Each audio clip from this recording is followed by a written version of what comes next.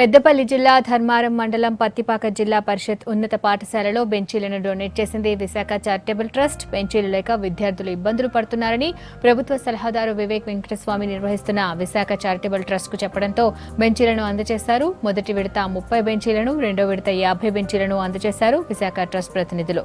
కాడే సూర్యనారాయణ, దేవి రాజలింగు, చంద్రశేఖర్ స్కూల్ కు బెంచీలు అందజేసిన Visakha charitable trust chairman Saroja Vivek వెంకటస్వామికి విద్యార్థులు కృతజ్ఞతలు తెలిపారు. గతంలో కూడా విశాఖ ట్రస్ట్ నుంచి 30 బెంచీలు కూడా ఇవ్వడం జరిగింది. మరి రెండో విడతగా 50 ఇవ్వడం జరిగింది.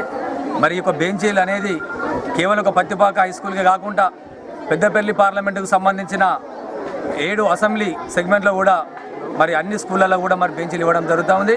మరి బెంచీలే కాకుండా ఏదైతే గవర్నమెంట్ స్కూళ్ళల్లో వాటర్ కొరత ఉందో మరి బోర్వెల్స్తో పాటు మరి మధ్యాహ్న భోజనానికి సరిపడే వాటర్ కానీ మరి విశాఖ ట్రస్ట్ నుంచి వెళ్ళి కూడా మరి వారి యొక్క స్వచ్ఛంద సేవ విశాఖ ద్వారా మరి చేయడం జరుగుతూ ఉంది.